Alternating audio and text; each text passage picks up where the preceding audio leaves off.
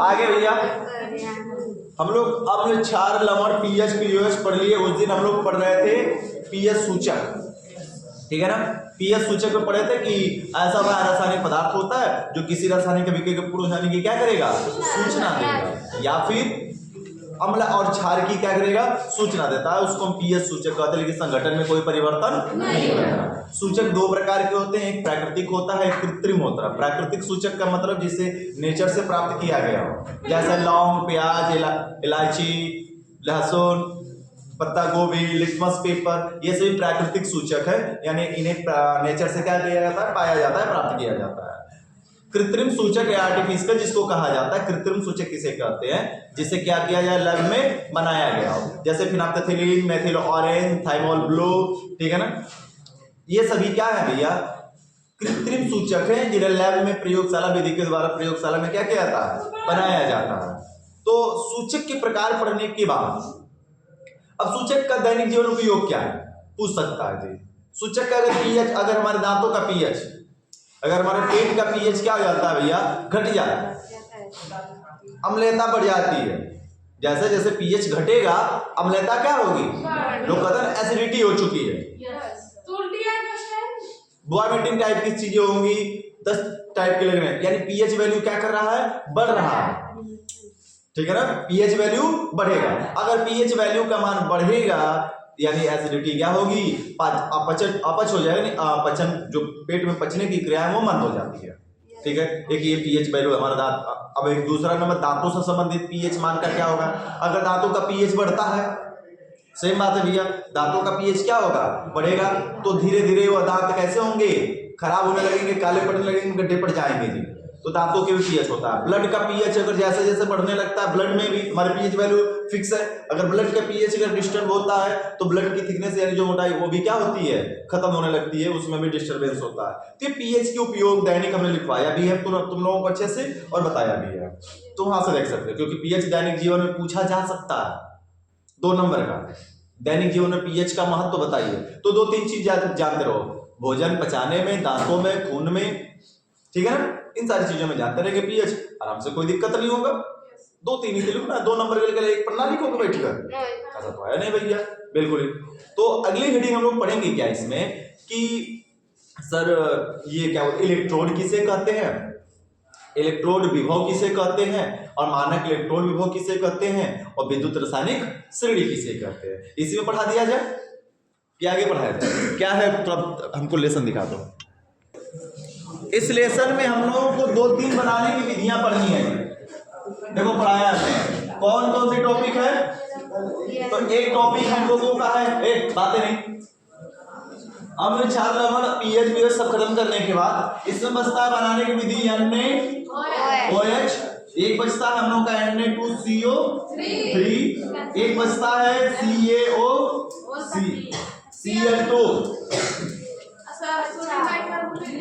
Sodium bicarbonate भी है NaHCO3। ये 3 बनाने की विधियां हैं, इनसे रिएक्शन, सॉरी 4, इनसे ऐसा देखा जाए तो 3 है, ये सोडियम बाइकार्बोनेट कार्बोनेट का एक जैसा दोनों बनता चला जाएगा, ठीक है ना। इन चारों से ही संबंधित तुमसे रिएक्शन पूछा जाएगा, बनाने की विधियां देखे होगे, या तो लिखा होगा विरंजक चूर्ण बनाने की विधि लिखिए, विरंजक चूर्ण की क्रिया पूछा होगा, कास्टिक सोडा का पूछा होगा, किसी न किसी एक की पूछ देगा। और अगर हम बात करें तो इनके अलावा किसकी बनाने की विधि आ सकती है भैया, इनके अलावा बहुत ही आसान है, पहले हुआ करता था मेथेन, एथिलीन, एसिटिलीन भी बनाने की विधियां हुआ करती थी पहले कुछ सिलेबस में, अब हट गया, सारा मामला खत्म हो गया, तो मैक्सिमम बनाने की रिएक्शन इन्हीं चारों से ही आ जाती है, ठीक है ना। तो फटाफट एक एक को पढ़ते हैं, जानते हैं क्या कैसे होगा। देखो सिंपल सा पूछेगा तुमसे क्या, NaOH बनाने की विधि लिखिए, तो NaOH बनाने की हमने 2 विधियां लिखा रखी हैं तुम लोगों को, NaOH बनाने की 2 विधियां लिखा रखे हैं। पहली विधि अगर हम बात करें उसमें NaOH बनाना हो तो सबसे तुम्हें एकदम सबसे आसान रिएक्शन कौन सा जाएगा कि सर जी HCl की क्रिया कराइए, HCl के द्वारा बनाइए, फटाफट NaCl को किसमें बोल दीजिए, जल में बोल दीजिए, HCl निकल जाएगा और तुरंत बन जाएगा हमारा NaOH। तो सीधे सीधे किससे क्रिया करा दे भैया हम, किसकी, Cl, हाँ ये H2 और Cl निकल जाएगा। NaCl की क्रिया विद्युत अपघटन कराएंगे ना, H2O के साथ कराएंगे, और कौन सी क्रिया कराएंगे हम लोग? विद्युत अपघटन। विद्युत अपघटन कराएंगे जब भी NaCl का। तो सबको पता है लल्ला हमारे कि H2O को हम कुछ ऐसे भी लिख सकते हैं, लिखा जा सकता है कि नहीं लिखा जा सकता? लिख सकते हैं। तो Na निकल जाएगा किसके साथ? H के साथ। तो Na निकलना ये चाहिए था, सुनो पहले हमारी बात, निकल जाता है HCl और बन जाता है NaOH। लेकिन एक बात समझो भैया, ये ऐसा नहीं हो पाता। तुरंत ये होना चाहिए कि सर जी H प्लस Cl माइनस के साथ चला जाता है, HCl बना लेता है, NaOH तो सब निकलता हुआ दिखाई दे रहा है। तो ऐसा क्यों नहीं होता है? होने के दूसरा H2 और Cl2 बनने का रीजन क्या है बताइए? तो रीजन यही है कि सोडियम हाइड्रोजन से अत्यधिक धन विद्युतीय है, ठीक है। तो इस हाईली इलेक्ट्रोनेगेटिव, इस हाई वाले को छोड़कर उससे लो वाले के साथ कभी लगने नहीं जा सकता है, और यहाँ पर विद्युत अपघटन करा रहे हैं। इस केस के कारण भी यहां से निकलता है किस रूप में भैया? H2 और Cl2 के रूप में निकलता है। किस रूप में निकलता है? H2 हाइड्रोजन गैस और Cl2 गैस बनाएगा, क्लोरीन गैस। बैलेंस करने के लिए हमें लगाना पड़ेगा 3 मल्टीप्लिकेशन, 2 और 2 लगा देंगे, बैलेंस हो जाएगा। आई थिंक देखो जी बैलेंस हो गया होगा, ठीक है। एक विधि है, साधारण सी विधि सुनो। कहेगा पेपर में क्या होता है जब NaOH का जल अपघटन कराते हैं, जल के द्वारा विद्युत अपघटन कराते हैं। पेपर में ऐसे आएगा, क्या होता है जब NaOH का जल के द्वारा विद्युत अपघटन कराते हैं? तो कहोगे कि जब NaCl का जल अपघटन विद्युत अपघटन कराते हैं तो रासायनिक अभिक्रिया के उपरांत सोडियम हाइड्रोक्साइड या कास्टिक सोडा, नाम क्या है इसका? सोडियम हाइड्रोक्साइड या फिर कास्टिक सोडा, मार्केट नेम है कास्टिक सोडा, प्राप्त हो जाता है। हाइड्रोजन और गैस और क्लोरीन गैस प्राप्त हो जाती है। कहेगा कि नहीं, आप बताइए कि क्या होता है जब, मैक्सिमम ऐसे ही क्रिया कहेगा ये, क्या होता है जब, या आप कैसे प्राप्त करेंगे? कह दिया क्या होता है जब Na2CO3 sodium carbonate, sodium carbonate की क्रिया CaOH का होल का ट्वाइस बोझा चूना कहें। देखो जी, सबसे बड़ी बात है तुम्हें फार्मूला पता होना चाहिए। पेपर में 2-3 नाम दे सकता है, जैसे इसी को कह दिया सोडियम कार्बोनेट, या कह दिया धावा सोडा, लगे धावा सोडा नहीं कहेगा, लेकिन कब मान लेते धावा सोडा या सोडियम कार्बोनेट कह दिया, तो फार्मूला तुम्हें पता है। इसका नाम है बोझा चूना। इसको बुझा हुआ चूना कहते हैं, जिसको रगड़ के लोग ठोक कर क्या करते हैं? दबा के खट्टे और पट्टे फिर बढ़ाते हैं, ठीक है ना? तो ही बात कर रहे हैं। तो ये वही है बुझा चूना। बुझा चूना या इसी को कैल्शियम हाइड्रोक्साइड कहा जाता है। जब यह क्रिया करेगा तो क्लियर रूप से दिखाई दे रहा है। इससे आगे बनकर के हल्का सा देखो कि सर जी Ca किसके साथ चला जाएगा? CO3 के साथ। तो CaCO3 इसी को चाक कहते हैं। क्या कहते हैं? चाक कहते हैं, या इसी का नाम है कैल्शियम कार्बोनेट। याद करने का तरीका हमने खूब बताया उस समय का। अब तुम लोगों ने पढ़ा नहीं है तो तुम्हारी गलती है, और हमारी गलती कोई नहीं हो सकती उसमें। एक OH, एक Na एक OH, तो 2 Na 2 H टोटल मिलकर 2 NaOH बना लेगा जी।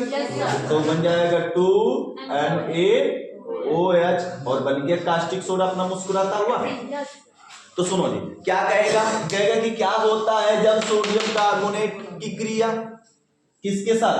कैल्शियम कार्बोनेट, कैल्शियम हाइड्रोक्साइड या बुझा चूना के साथ कराते हैं। तो कहोगे क्या? देखिए ये होता है चूना पत्थर का सुतरी चंडाल। देखो CaO, ये चूना पत्थर, ठीक। जब एक पानी में घोल देंगे चूना पत्थर मर जाएगा, बुझ जाएगा, यानी खोलते खोलते बंद हो जाएगा। तो बुझा चूना CaOH का होल का ट्वाइस। और जो चाक स्कूलों में इस्तेमाल किया जाता है ब्लैक बोर्ड पर, वो चाक का फार्मूला क्या होता है? CaCO3। क्लियर हुआ? तो जानते हो। चलो अल्लाह। तो या फिर ऐसे कह देगा कि आप सोडियम कार्बोनेट से कास्टिक सोडा आप कैसे प्राप्त करेंगे? तो रिएक्शन पूछने का तरीका जानते हो, हमने पेपर हल कराया। तो कितने लोग पेपर रिपीट कर रहे हो अभी आगे, या रोक चुके हो? हमने 10 पढ़ा के छोड़ दिया, तो कर रहे हो? एक कितना सेट हल हुआ? 22 पर चली गई है साहब। देखो खुशी दम लगी पड़ी है। नंबर आएगा तो फिर मत कहना कि कहाँ उसका बेसिक नंबर आ गया। और तुम लोग जी चंडा ये सब फ्री फायर से फ्री होंगे सब, तब तो पहुंचेंगे। अंकित चतुर्वेदी कितना लगा? उसी को रिवीजन कर रहे हैं। उसी को से रिवीजन करेगा और थोड़ा खुद से आगे भी बढ़। अरे प्री बोर्ड पे खत्म हो गया, अब क्या बचा प्री बोर्ड में? अब देखो भैया, इसके भौतिक गुण तुमसे पूछे जा सकते हैं। डोंट बतियाइए। इसके भौतिक गुण तुमसे पूछे जा सकते हैं। तो सफेद रंग का होता है, ठोस होता है। कास्टिक सोडा कैसा होता है? सफेद रंग का, ठोस, क्रिस्टली होता है। फिटकरी के जैसा होगा जी, इसलिए क्रिस्टली शब्द बोलना जरूरी है। सफेद रंग का ठोस क्रिस्टलीय पदार्थ है। जल में घोलते हैं, आसानी से क्या हो जाता है? घुल जाता है। लेकिन जल में घुलने में ऊष्मा क्षेपीय विक्रिया भी देता है, इस बात को जानते रहना। पानी में अगर घोला जाएगा ना तो पानी गर्म हो जाता है। तो जल में खौले गर्म होता है, खौलने लगता नहीं है। जैसे चूना खोला जाता है, चूना पत्थर, वैसे नहीं खोला जाता है, गर्म हो जाता है पानी। ठीक है ना? तो ये ऊष्मा क्षेपीय विक्रिया, ऊष्मा क्षेपी किसे कहते हैं पता ना? पीछे भी हाल ही खत्म हुआ। वह रासायनिक विक्रिया जो क्रिया के दौरान ऊष्मा क्या करती है? त्यागती है या मुक्त करती है। तो जैसे ही सोडियम हाइड्रोक्साइड यानी कास्टिक सोडा को पानी में घोलोगे लल्ला, तो ये पानी को गर्म कर देगा, यानी ये ऊष्मा क्या कर रहा है? त्याग रहा है। ठीक है। इसका जो क्वथनांक होता है 318 डिग्री सेल्सियस हो जाता है। क्लियर है ना भैया? तो ये ठोस है, रंगहीन है, सफेद रंग का है और गंधहीन, महक इसमें कोई नहीं होती है। ठोस क्रिस्टलीय पदार्थ है, जल में पूरे तरीके से घुलनशील है, घुल जाएगा। ठीक है। और बात करते हैं तो इसका जो क्वथनांक है 318 डिग्री सेल्सियस। अब किसके साथ इसकी क्रिया पूछेगा तुमसे ज्यादा से ज्यादा? सोडियम हाइड्रोक्साइड के रासायनिक गुण की बात करते हैं। बनाने की विधि थी, ये क्या थी? बनाने की विधि। इससे ज्यादा अब क्या पूछेगा? रासायनिक गुण। रासायनिक गुण, गुण बोले तो भेली ए भैया। हाँ, इसमें भेली चूरा सबके घर पे आ रहा होगा ना खिचड़ी का। देखो सलेंदर कई दिन से खिचड़ी पहुंचाते बेचारा आ जाया बेलिया खत्म हो गया। चलो आते रासायनिक गुण में। रासायनिक गुण में तुमसे क्रिया कराएगा। बताओ पहली क्रिया किसके साथ करा दी जाए? कार्बन डाइऑक्साइड के साथ क्रिया। देखो भैया, फर्स्ट रिएक्शन डोंट बतियाई, कार्बन डाइऑक्साइड से क्रिया हम कराते हैं। देखो लल्ला, NaOH की क्रिया अगर तुम कराओगे CO2 के साथ, हम आंख बंद करके ना ये पगलो बता देंगे सब रिएक्शन क्या होगी। Na मिलेगा, देखो CO3 है, CO2 है, एक वो मिलकर CO3 बनता हुआ दिख रहा है, और NaH मिल जाएगा तो क्या बना लेगा? NaHCO3, sodium by carbonate. और एक तरीके से कहा जाए कि यह कास्टिक सोडा का रासायनिक गुण है, लेकिन इसके बनाने की क्या हो गई? विधि भी हो गई। एक ही रिएक्शन दोनों काम आ गया। क्या जी बात समझ में आ गया? एक ही रिएक्शन दो काम में आ गया जी। तो सेम टू सेम बातें हैं। आगे रिएक्शन बोलो किसे? फटाफट बोलते चलो, हम कराते चल रहे हैं। अमोनिया क्लोराइड नौसादर के साथ, देखो भैया मुस्कुराता हुआ नौसादर, और ये कहेगा मुस्कुराने की वजह तुम हो, और ये मुस्कुराएगा। नौसादर पता है कैसा यौगिक है जिसे जलाने पर ठोस से सीधे किसमें बदल जाता है? गैस में बदल जाता है। ये उत्पादन की क्रिया देगा भैया। तो सीधा सीधा होना। फिर यहाँ पर समझो, यहाँ पर फिर मिस्टेक लोग करते हैं। फटाफट क्या करेंगे? कहेंगे sir ji high plus, high minus, high plus और यह माइनस। गलती क्या होगी? झटके से पेपर में वो गलती नहीं करनी है। हम गलतियां बता रहे हैं, गलती जो नहीं करनी है, बल्कि सही तो समझना भी है। प्लस वाला फट से माइनस के साथ तो चला जाएगा जी, क्योंकि सोडियम अत्यधिक धनावेशित और क्लोरीन अत्यधिक ऋणावेशित, ये तो दोनों चिपकेंगे कंफर्म है। और चिपक कर क्या बना लेंगे? NaCl। का है मिट रहा है जी, मत मिटो भैया। अपनी दिमाग की जैसे बोल रहे हैं, अपनी दिमाग की जैसे बोल रहे हैं। आते भैया इधर, यहाँ पे NH4 और यहाँ पे क्या हो जाएगा भैया हमारे, सुनो NH4 और प्लस माइनस OH को जोड़ के क्या बना दोगे तुम गलती से, फटाफट पेपर में कि सर ये NH4OH बन जाएगा, लेकिन बनना यही चाहिए लेकिन बनता नहीं है। कारण बताते हैं सर जी, कारण ये है क्योंकि NaOH जो है यह स्ट्रॉन्ग बेस है, एक प्रबल क्षार है, हमने बताया था, याद करो प्रबल और दुर्बल के बारे में। यह फर्स्ट ए श्रेणी का सदस्य है ना, यह प्रबल क्षार है। एक प्रबल क्षार से दुर्बल क्षार एकदम सेम टू सेम क्षार का क्षार कैसे बन सकता है, पॉसिबल नहीं। प्रबल आदमी पहले तो पूरा मजबूत आदमी था, वो कमजोर हो सकता है, भला कैसे? यहाँ पे ये केमिस्ट्री नहीं मानते लेकिन हकीकत में तो हो जाता है, प्रबल कमजोर हो सकता है, कमजोर प्रबल हो सकता है। इसमें कहती है केमिस्ट्री कि प्रबल जो है वो प्रबल ही रहेगा, वीक नहीं हो सकता। वीक भले ही स्ट्रांग हो जाए, वीक भले ही क्या जाए स्ट्रांग बन सकता है, लेकिन जो स्ट्रांग हो वीक नहीं बनाना चाहिए। इस वजह से बनता हमारा NH4OH, लेकिन NH4OH ना बनकर यहाँ पे क्या बन जाएगा भैया, यह जो OH है रोने लगेगा। क्यों? क्योंकि इसके साथ जुड़ा था जो Na, यह स्ट्रांग इलेक्ट्रोपॉजिटिव जुड़ा था। अब इसके साथ ये निकल गया छोड़कर, तो OH बेचारा रोएगा ना बैठकर, तो OH के साथ H इसका निकल के चला जाएगा, क्या बन जाएगा H2O। तो एक यह चला गया तो बचा क्या यहाँ NH3, बोले तो अमोनिया, जिसको झटके से हो जाता है नमोनिया, ठीक है ना, यही है अमोनिया। मामला क्लियर हुआ? अगली रिएक्शन बोलो किसके साथ कराएगा, ये नौसागर के साथ क्रिया, नौसागर से क्रिया। समझ में लड़कों आ रहा है ना?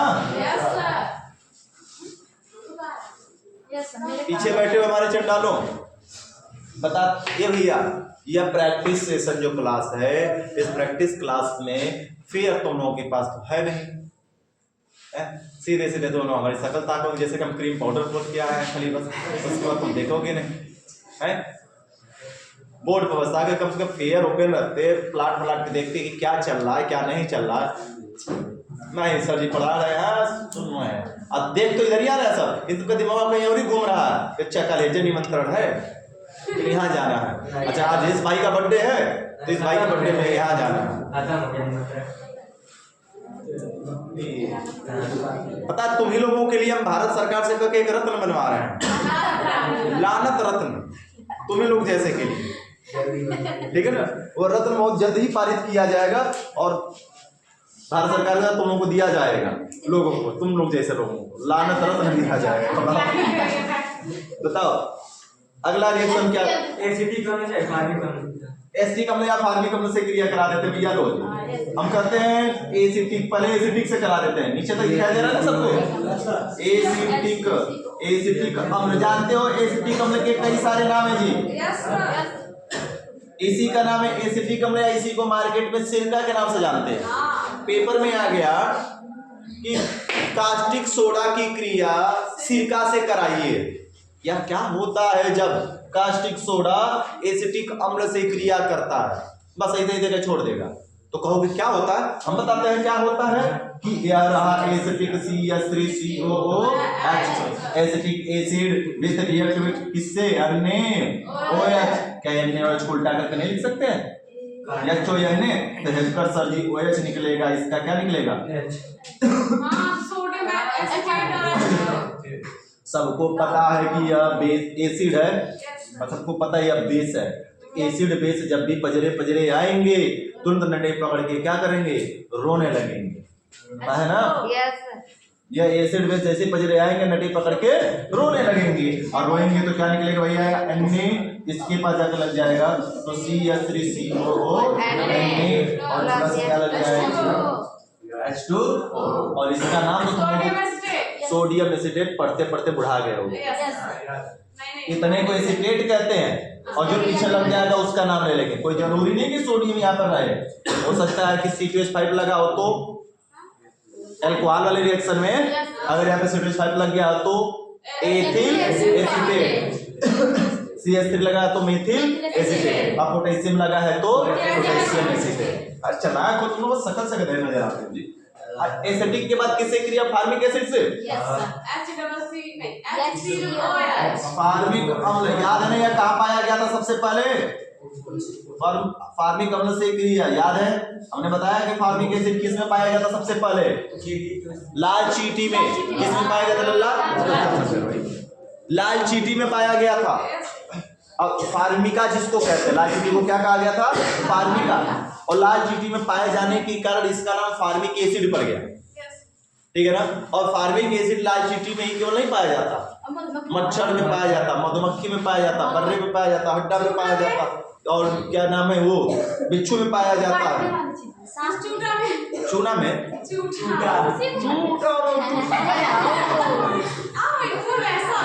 चूटा कैसे दो सुन रहता निकला हुआ, ठीक है। वो काटता तो खून निकलता, खुलता नहीं है, खुजली कर। वो जब जा देखो भैया, गांव के पेड़ घर के आसपास है ना, बबूल का पेड़ होगा, और ये मोटे मोटे खाए के चूटा पड़े होंगे सब, ठीक है ना। और चूटा होंगे सब पकड़ के एगो के बस ऐसे हाथ के पास लगा कर देखना, उन सबका जो ये मशीन है ना, आरा मशीन है, पकड़ के खट से काट देंगे सब। वो काटने का काम करते हैं सभी चूटा, ठीक है ना। जिसके में ज्यादा खून तब क्या देखो भैया, चूंटा है पुरुष आदमी, वो सीधे अटैक करके काम खत्म करने वाला काम करता है। ये नहीं कि भीतर गाँव महिलाओं की जैसे साजिश रच के एकदम पूरा जाके खून में जहर घोलने वाला काम। तो जो चूंटी है वो खून में क्या घोल देती है? जहर, यानी कि फार्मिक एसिड। इसके कारण खुजली होगा, खुजाते रहोगे, फिर फूल जाएगा, फूला है, काम खत्म। मधुमक्खी भी वही हाल है, हाड़ी मधुमक्खी, ठीक है, वही तो हमने पहले बता दिया। चलो आते हैं फार्मिक अम्ल। फार्मिक अम्ल क्या है लल्ला? फार्मूला जानते हैं, HCOOH।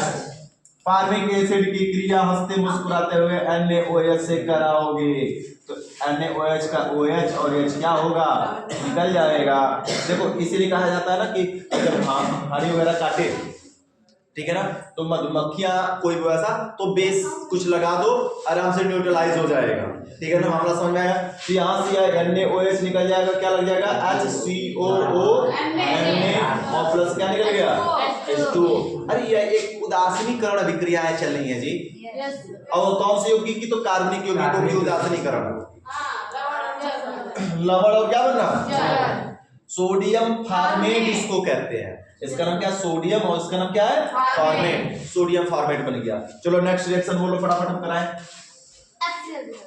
HCl के साथ करा दे क्रिया, वो तो क्रिया है, चलो करा देते हैं।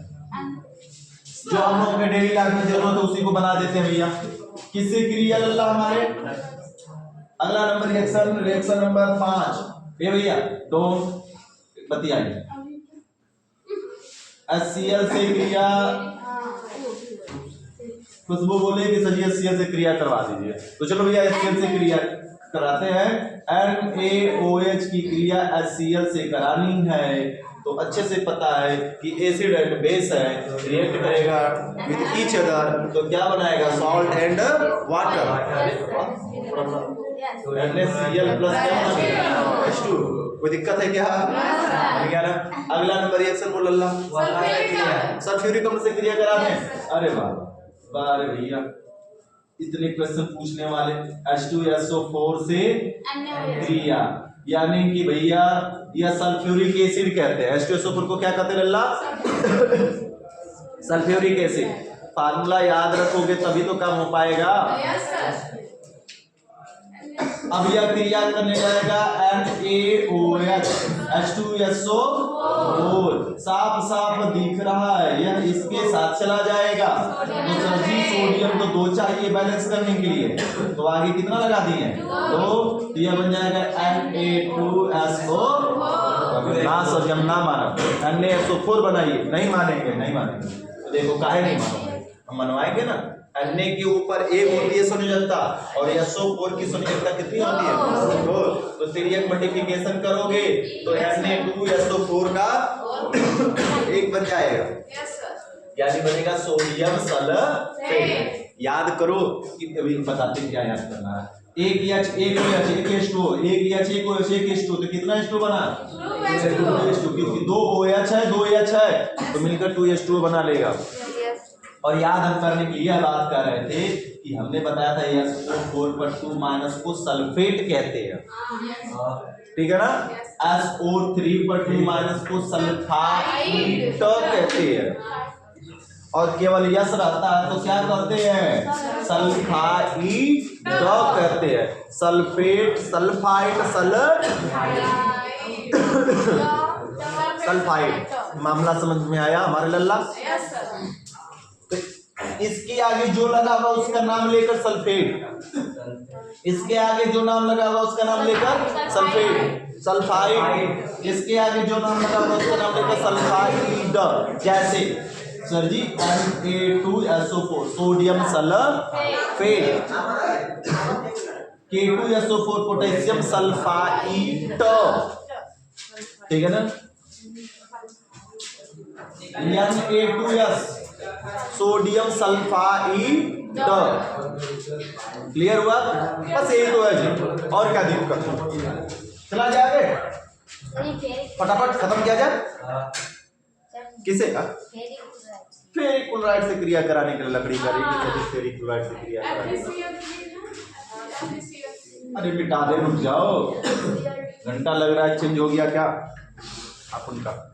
ये भैया छठा रिएक्शन लगे मान एटमों की जैसे प्रस्तुत करता कि सर जी फेरिक। अब देखो फेरिक में थोड़ा सा समझ लेते हैं भैया, पेपर में फेरिक आ सकता है, गुलगुल इधर ध्यान दे। फेरिक और फेरस दो होता है, एक होता है फेरिक, एक होता है फेरस। फेरिक में वैलेंसी 3 होती है, फेरिक में वैलेंसी 3 होती है, फेरस में वैलेंसी 2 होती है। दोनों डिफरेंस क्या है? उसमें BF उसमें BF तो बाह्य कोश में इलेक्ट्रॉनों की संख्या, रंग बदलता है। जब 11 में आओगे तो बताएंगे यह संक्रमण तत्व है। कैसे तत्व है? संक्रमण तत्व। और संक्रमण तत्वों की संयोजकताएं क्या होती है लल्ला? हमारे बदलती हैं, ठीक है ना। वो अपने आवश्यकता अनुसार संयोजकता बदल सकते थे। Fe की संयोजकता 2 भी होती है, Fe की संयोजकता 3 भी होती है। तो 3 संयोजकता वाला Fe, ठीक है। प्लस संयोजकता प्लस माइनस में नहीं होती है, ऑक्सीकरण संख्या प्लस माइनस में होती है। ऑक्सीकरण संख्या इसकी 3 प्लस तो प्लस 3 होगी, और Fe की ऑक्सीकरण संख्या 2 प्लस होगी, प्लस में होती है, माइनस में नहीं। धातुओं की किसी की भी ऑक्सीकरण किसी भी धातु की हमेशा प्लस में रहेगी। तो यह आयरन धातु है, इस वजह से इसकी ऑक्सीकरण संख्या कैसी है? प्लस में। अंडरस्टैंड? Yes sir. नेक्स्ट चला जाए। अब देखो ये जिसके साथ जुड़ेगा Cl के साथ, तो Cl की कितनी 1, तो 3 गुणा कर दोगे तो FeCl3, और यहाँ पर Cl के साथ जोड़ोगे तो FeCl2। तो फेरिक के लिए क्या बना फार्मूला? FeCl3। और फेरस का होगा तो क्या बनाते? FeCl2 से क्रिया। तो क्रिया कराएंगे लल्ला हमारे sir ji NaOH react with FeCl3। क्या होना चाहिए? देखो याद करो, थोड़ा मंत्र पढ़ो। लीक बासर का नाम पहले आ रहा है, मंगल मंजन करके फे, या फिर नीचे आ रहा है, यानी कि या फई से ऊपर कौन है? Na प्लस इससे ज्यादा क्रियाशील है, और ऑक्सीजन से ज्यादा रिडक्टेंस कौन है? क्लोरीन है। तो सोडियम कहेगा कि हम क्लोरीन के पास जाएंगे। जैसे घर में 2 छोटे छोटे लड़का होता है ना, आज खिलौना लाकर उनके मम्मी पापा दे दिए खेलने के लिए, तो वो बदमाश होगा, अपनों तो खेलबा करे, वो को जाकर छीन के लाकर खेलेगा, फिर हम वो को लेके खेला, दोनों चाहिए हमके। तो ये वो बदमाश लड़का है, अत्यधिक हाईली इलेक्ट्रोपॉजिटिव होने का बदमाश है, और ये अत्यधिक रिडक्टेंस के पास भागेगा। तो भागने के लिए बगल वाले को देखेगा कि पावरफुल है कि कमजोर है। अगर ये ना बोले वाला है लड़का, तब तो जाके छीन के लेके भागे। अगर ध्यान से बोले वाले देख मम्मी दिलवा दे होकर उनके वो जानता है, अगर हम जाएंगे मांगने को हमको मार देगा, उल्टा मार के भगा देगा। तो वही बात यहाँ पर भी है। तो ये देख रहा है कि नहीं, तो हमसे कमजोर है, तो तुम कहो नहीं यार, जगह थोड़ा जगह खाली करवाता है, और एन जाकर यहाँ पर लग जाएगा, तो एन की वैलेंसी 1 और Cl की वैलेंसी 1। ऐसे हम दूध दिखा देंगे दादा, अब दूध उंगली ऐसे दिखाते हैं, ठीक है ना।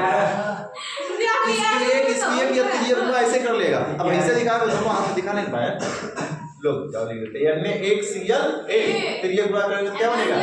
Cl। और Fe की तो 3 की 3 नहीं ना है, मेरा बताना। और OH की कितनी होती है? 1, तो Fe 3 MnOH एक तिरिया गुणा करेंगे क्या बन जाएगा MnOH का होल का ट्रायल। अब तो अनुमान विधि से बराबर करने की बात है लल्ला, कर लोगे। उपयोग क्या दिया कास्टिक सोडा का, उपयोग क्या लेते हैं, ऐसे ही क्रियाएं करानी हो किसी से पूछ दे, क्रिया करा लोगे ना, मैक्सिमम क्रिया इससे ही होती है। उपयोग क्या है, खाद्य पदार्थ बनाने में, खाद्य अभी भैया इसकी क्रिया हम वसा से भी कराएंगे, वसा से कराएंगे तो क्या बन जाएगा, साबुन बन जाएगा, साबुन बनाने में काम आ जाता है, ठीक है ना। जल को यहाँ पे क्या हो गया, यह नमक बनाने में काम आ गया, ठीक है। सोडियम बाइकार्बोनेट बनाने के वर्ग में आ जाता है। तो सारी चीजें हैं, लिख सकते हो उपयोग में, कोई दिक्कत। उपयोग 2-3 लिखने के लिए आता है और सब तुम जानते हो अच्छे से, ठीक है। तो बाकी जितना रिएक्शन अगर बचा होगा साबुनीकरण वाला तो इसमें पढ़ा देंगे, नहीं तो साबुनीकरण वाला में साबुन वाला पढ़ा देंगे, मामला सेम, कोई दिक्कत। तो मिलते हैं हम लोग कल है।